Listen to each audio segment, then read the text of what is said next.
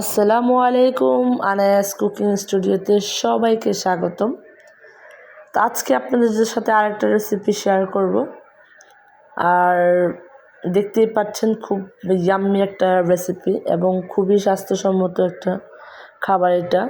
এটা হচ্ছে ডাল দিয়ে কচু শাক। তো ডাল দিয়ে কচু শাকটা অনেকে একটু পানি পানি করে, মানে অতটা ঘন করে না। তো আমি একটু ঘন খেতেই পছন্দ করি, এই জন্য পানি এটা শুকিয়ে নিয়েছি। তো চলেন রেসিপিতে চলে যাই। এখানে হচ্ছে বাজারে যে এক মোটা করে যে কচু শাকগুলো, ছোটো কচু শাকগুলো পাওয়া যায়, আমি এটা এনেছি। আমি সাধারণত এই কচু শাকটাই বেশি খাওয়া হয় আমার। বড় মোটা কচু শাকগুলো আমার তেমন একটা আনা হয় না। আমি ছোটো ছোটো কচু শাকগুলোই আমার খাওয়া হয় বেশি। এটা দিয়েই মানে আমার কাছে মনে হয় এটা দিয়ে খেতে বেশি টেস্টি হয়।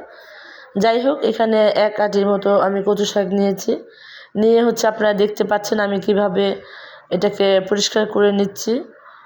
পাতাগুলো একসাথে করে নেবে এবং এই যে এখানে যে কচু শাকের যে গাছের ঢালটা আছে, এখান থেকে এরকম সুন্দর করে শ্বাসটা ফেলে দিতে হবে। আর কচু শাক পরিষ্কার করতে গেলে হাত কিন্তু একটু কালচে হবে, নখগুলো একটু কালো হবে। এটা নিয়ে খুব একটা চিন্তা করার কোনো কারণ নেই। একটু লেবু দিয়ে ঘষলেই হচ্ছে পরিষ্কার হয়ে যাবে। আর এখানে হচ্ছে আমি কচু শাকটাকে ভালো করে পরিষ্কার করে নিয়েছি। এখানে আমি হাফ কাপের মতো ডাল নিয়েছি। ডাল এবং কচু শাকটাকে ভালো করে ধুয়ে আমি যে কড়াইতে রান্না করব বা আপনারা যে পাতিলে রান্না করবেন সেই পাতিলে দিয়ে দিবেন। একটু পরিমাণ হলুদ দিবেন আর 5-6টার মতো কাঁচামরিচ দিয়ে, আর হচ্ছে পরিমাণ মতো লবণ, আপনাদের টেস্ট অনুযায়ী লবণ দিয়ে অল্প একটু পানি দিবেন। কচু শাকে পানি উঠে, এই জন্য জাস্ট আমি হাফ কাপের চেয়ে একটু কম পানি দিছি। দেখতেই পেলেন, হাফ কাপ নিয়েও পুরোটা দিয়ে নেই। দিয়ে ঢাকনা দিয়ে ঢেকে হচ্ছে কতক্ষণ রান্না করব। তো কতক্ষণ রান্না করার পরে দেখতে পাচ্ছেন যে আমার কচু শাকগুলো যেহেতু অল্প অল্প একটু কচু, এর জন্য মনে হয় পানি একটু কম উঠছে। কচু শাক তো সাধারণত সিদ্ধ করলে অনেক পানি উঠে, এটা হতে পারে যে অল্প একটু শাক, সেই জন্য আমার ডালগুলো পুরোপুরি সিদ্ধ হয়নি, কচু শাকগুলো অলরেডি সিদ্ধ হয়ে গিয়েছে। তো আমি এখানে হাফ কাপের চেয়ে একটু বেশি পানি দিয়ে দিলাম। পানি দিয়ে এটাকে আবার ঢাকনা দিয়ে ঢেকে কতক্ষণ রান্না করব, মানে আমার ডালটা সিদ্ধ হওয়া পর্যন্ত আমি এটা রান্না করব। তো রান্না করার পরে যে দেখতে পাচ্ছেন কতক্ষণ পরে যখন ঢাকনা ওপেন করলাম, দেখতেই পাচ্ছেন আমার পানিটা শুকিয়ে আসছে এবং নিচে দিয়ে একটু লেগেও যাচ্ছিল। তারপরে যে আমি এটাকে ভালো করে নেড়ে চেড়ে মিক্স করে নিব। নিয়ে হচ্ছে আমি অন্য একটা পাত্রে কড়াই বসিয়ে, মানে প্যান বসিয়ে দিয়েছি। এখানে হচ্ছে আমি পরিমাণ মতো তেল দিয়েছি। তেলটা গরম হওয়া পর্যন্ত একটু ওয়েট করব। তেলটা যখন গরম হয়ে আসবে, এখানে হচ্ছে আমি 2টা পেঁয়াজ কুচি দিয়েছি, তিন কোয়া রসুন কুচি দিয়েছি। দিয়ে এটাকে ভালো করে আমি ভেজে নেব, একটু লালচে হওয়া পর্যন্ত এটাকে আমি ভেজে নেব। তো আপনারা কচু শাকটা আসলে ডাল দিয়ে কে খেতে পছন্দ করেন এবং আপনারা কীভাবে কচু শাক ডাল দিয়ে কীভাবে রান্না করেন, এটা আমাকে অবশ্যই জানাবেন। আমি এইভাবে রান্না করি, এটা খেতে খুবই মজা লাগে, খুবই ভালো লাগে। আপনারা এটা ট্রাই করবেন। আই হোপ এটা আপনাদের অনেক ভালো লাগবে।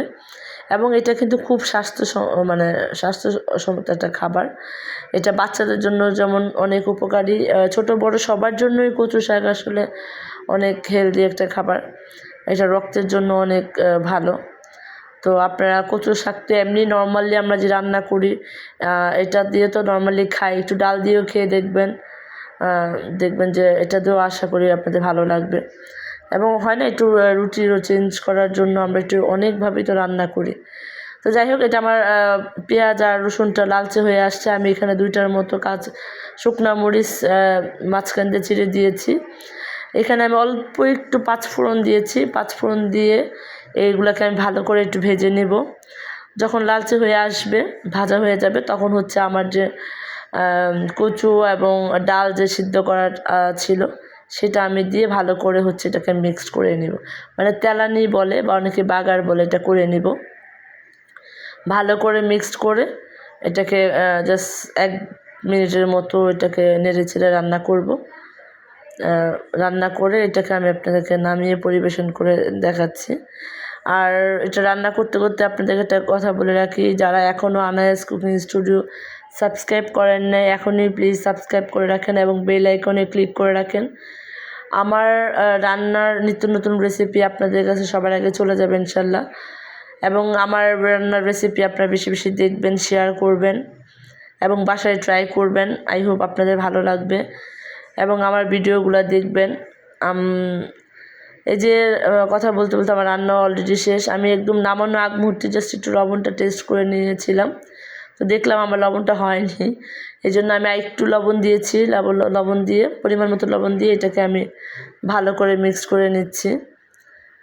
আর আমার ভিডিওকে কোথা থেকে দেখছেন অবশ্যই আমাকে কমেন্ট বক্সে জানাবেন। এই যে দেখেন আমার কচু দিয়ে ডাল রান্না হয়ে গিয়েছে, দেখতে যতটা ইয়াম্মি, খেতে অনেক অনেক সুস্বাদু। এটা আপনারা বাসায় খাবেন, অবশ্যই আপনাদের ভালো লাগবে। আপনারা সবাই আনায়াস কুকিং স্টুডিওর সাথে থাকবেন, সবাই ভালো থাকবেন, সুস্থ থাকবেন। আসসালামু আলাইকুম।